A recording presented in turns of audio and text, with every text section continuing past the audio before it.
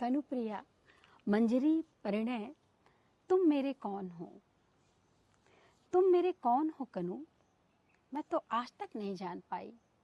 बार बार मुझसे मेरे मन ने आग्रह से, विस्मय से, तन्मयता से पूछा है, यह कनु तेरा है कौन? बूझ दो। बार बार मुझसे मेरी सखियों ने व्यंग से, कटाक्ष से, कुटिल संकेत से पूछा है, कनु तेरा कौन है री? बोलती क्यों नहीं? बार बार मुझसे मेरे गुरुजनों ने कठोरता से, अप्रसन्नता से, रोष से पूछा है, यह कान्हा आखिर तेरा है कौन? मैं तो आज तक कुछ नहीं बता पाई। तुम मेरे सचमुच कौन हो कनु? अक्सर जब तुमने माला गूंथने के लिए कटीले झाड़ों में चढ़ चढ़कर मेरे लिए श्वेत रत्नारे करौंदे तोड़कर मेरे आंचल में डाल दिए हैं, तो मैंने अत्यंत सहज प्रीति से गर्दन झटकाकर वेणी झुलाते हुए कहा है कि कनु ही एकमात्र अंतरंग सखा है। अक्सर जब तुमने दावाग्नि में सुलगती डालियों, टूटते वृक्षों, हहराती हुई लपटों और घुटते हुए धुएं के बीच निरुपाय, असहाय बावली सी भटकती हुई मुझे साहसपूर्ण अपने दोनों हाथों में फूल की थाली से सी सहेज कर उठा लिया और लपटे चीर कर बाहर ले आए, तो मैंने आदर, आभार और प्रगाढ़ स्नेह से भरे भरे स्वर में कहा है, कान्हा मेरा रक्षक है, मेरा बंधु है, सहोदर है। अक्सर जब तुमने वंशी बजाकर मुझे बुलाया है और मैं मोहित मृगी सी भागती चली आई हूँ और तुमने मुझे अपनी बाहों में कस लिया है, तो मैंने डूब कर कहा है, कनु मेरा लक्ष्य है, मेरा आराध्य, मेरा गंतव्य।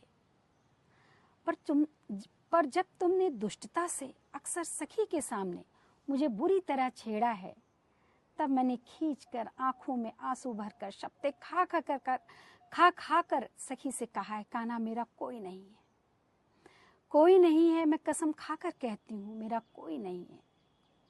पर दूसरे ही क्षण जब घनघोर बादल उमड़ आए हैं और बिजली तड़पने लगी है और घनी वर्षा होने लगी है और सारे वन पथ धुंधला कर छिप गए हैं, तो मैंने अपने आंचल में तुम्हें दुबका लिया है।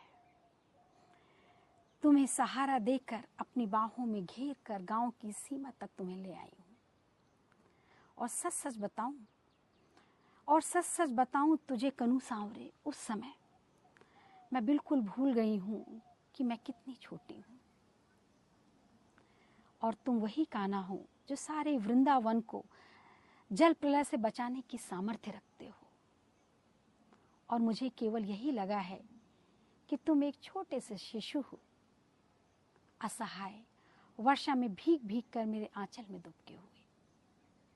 और जब मैंने सखियों को बताया कि गांव की सीमा पर चितवन की छांव में खड़े होकर ममता से मैंने अपने वक्ष में उस छौने का ठंडा माथा दुबकाकर अपने आंचल से उसके घने घुंघराले बाल पोंछ दिए, तो मेरे उस सहज उद्गार पर सखियां क्यों कुटिलता से मुस्कुराने लगी, यह मैं आज तक नहीं समझ पाई। लेकिन जब तुम्ही ने बंधु तेज से प्रदीप्त होकर इंद्र को ललकारा है, काली की खोज में विशैली यमुना को मत डाला है, तो मुझे अकस्मात लगा है कि मेरे अंग अंग से ज्योति फूट पड़ी है। तुम्हारी शक्ति तो मैं ही हूँ, तुम्हारा संबल, तुम्हारी योग माया इस निखिल पारावार में ही परिव्याप्त हूँ। विराट, सीमाहीन, अदम्य, दुर्दांत। किंतु दूसरे ही क्षण जब तुमने वेसलता कुंज में गहराती हुई गोधुली बेला में आम के एक बौर को चूर चूर कर धीमे से अपनी एक चुटकी में भरकर मेरे सीमांत पर बिखेर दिया, तो मैं हतपत रह गई। मुझे लगा इस निखिल पारावार में शक्ति सी, ज्योति सी, गति सी फैली हुई मैं अकस्मात सिमट आई, सीमा में बंध गई हूँ। ऐसा क्यों चाहा तुमने कान्हा? पर जब मुझे चेता हुआ तो मैंने पाया कि हाय सीमा कैसी।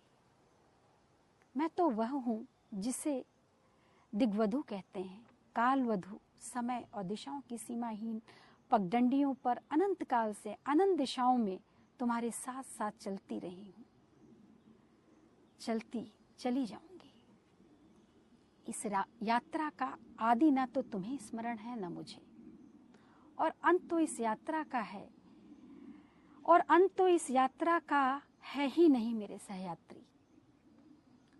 और तुम इतने निठुर हो और इतने आतुर कि तुमने चाहा है कि मैं इसी जन्म में, इसी थोड़ी सी अवधि में जन्म जन्मांतर की समस्त यात्राएं फिर से दोहरा लूं। और इसीलिए संबंधों की इस घुमावदार पगडंडी पर क्षण क्षण पर तुम्हारे साथ मुझे इतने आकस्मिक मोड़ लेने पड़े हैं कि मैं बिल्कुल भूल ही गई हूं कि मैं अब कहाँ हूं और तुम मेरे कौन हो। और इस निराधार भूमि पर चारों ओर से पूछे जाते हुए प्रश्नों की बौछार से घबराकर मैंने बार बार तुम्हें शब्दों के फूल पाश में जकड़ना चाहा है।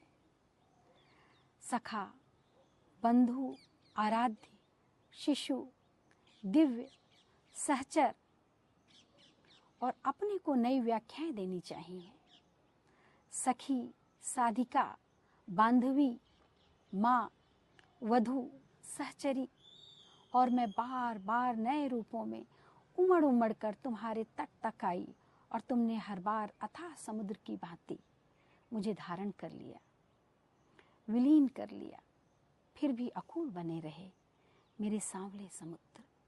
तुम आखिर हो मेरे कौन? मैं इसे कभी माप क्यों नहीं पाती? Thank you.